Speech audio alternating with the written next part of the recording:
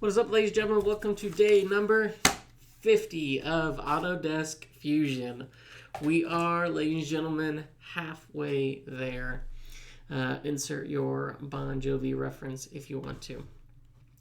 I am going to take my piece I made yesterday, that half of that hex key identifier set. I'm going to flip it around, change my active units to inches, and then show you how I'm going to quickly do this and just go from there. All right, so here's what we got. I have pulled up on my other screen, I have my measurements I'm going to be using when it comes to this. So if you see me look to my other screen every once in a while, that's what we're looking at.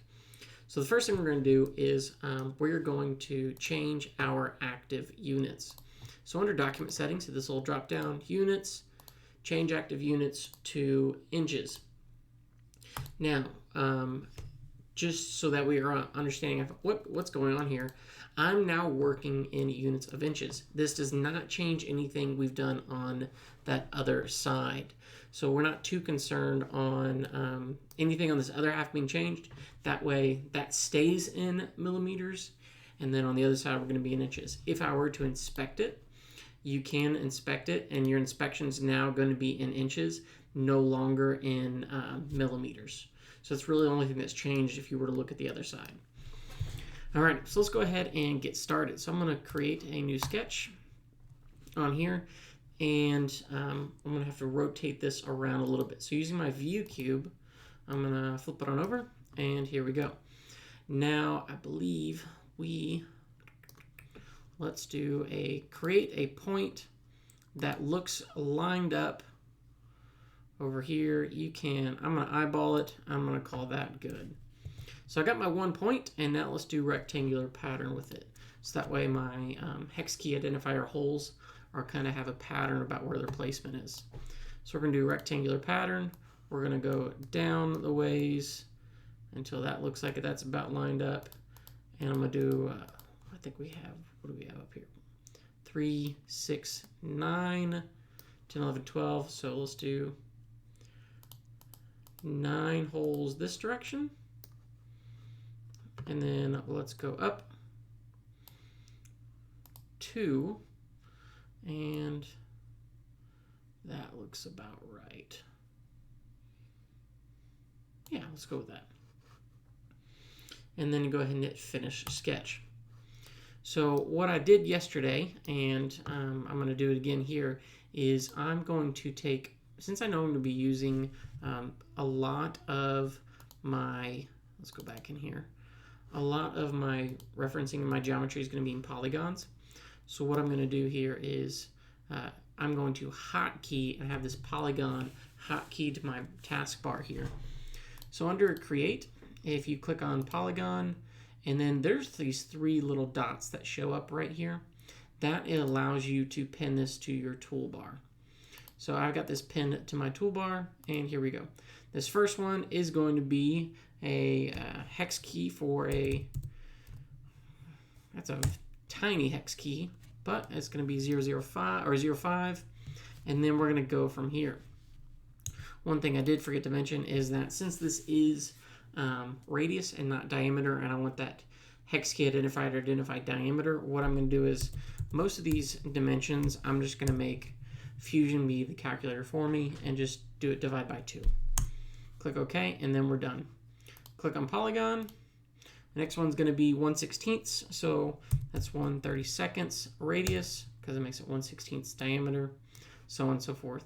If the body is kind of, that flashing is annoying you, you can make that body inactive just so that it doesn't get in my way. I prefer to do that.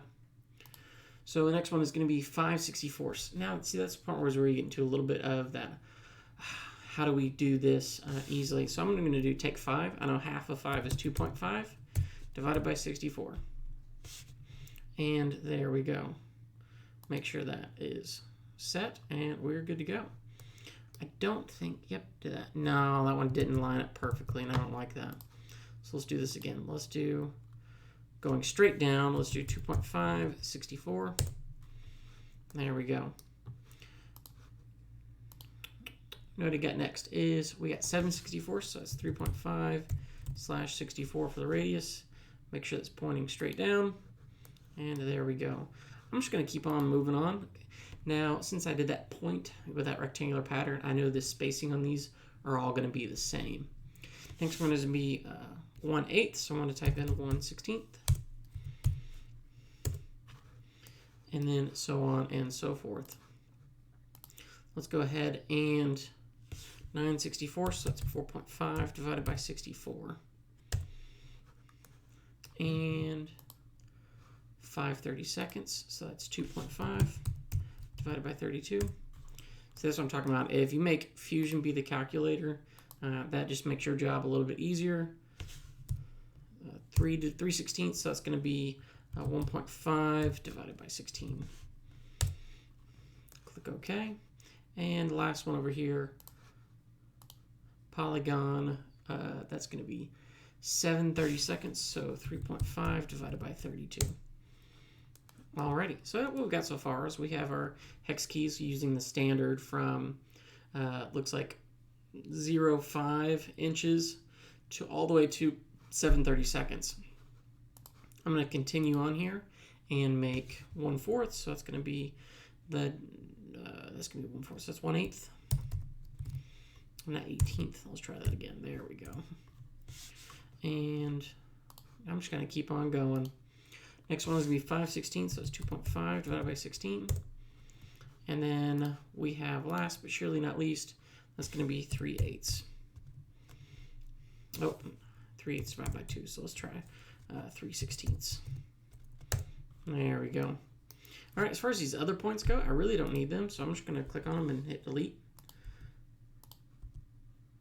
Because I really just don't need them. Another thing we're going to do here last is we're going to throw in some text. Now with this text, we're going to hopefully mimic the same what we got on the other side. So we're going to say standard, and that's going to be 0.05 or 0.5 to 3/8. All right.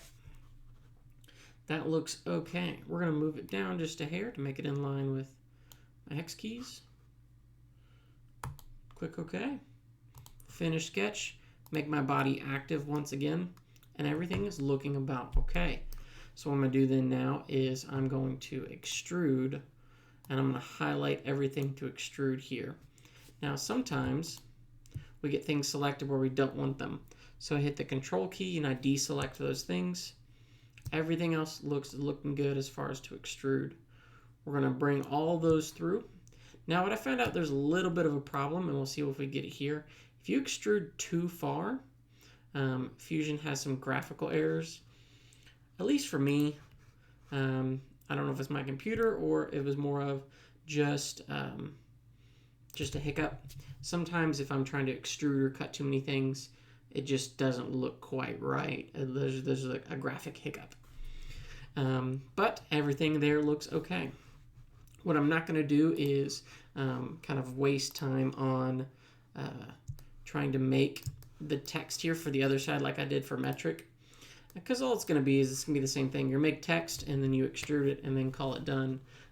But we have successfully made across 2 days here a metric and a standard hex key identifier set. This is an idea I had. I don't know if it works. We'll see. I'm going to 3D print this out with some high precision and then maybe do a follow-up video sometime down the road saying how this piece worked. We incorporated a lot of skills. We changed active units. We did rectangular pattern. We did text. And we did some manipulation. I think this is a wonderful thing, and I might actually encourage some of my students to build their own. That way we can kind of, as a whole class, understand you can not only just build stuff, but you can also 3D print materials to be used as helpful tools. Alright guys, that'll be it for this video. And if you have any questions, let me know. I'm looking forward to seeing what the second half of the 100 Days of Fusion have in store for us. Until then, I'll catch you later. If you have any questions, let me know.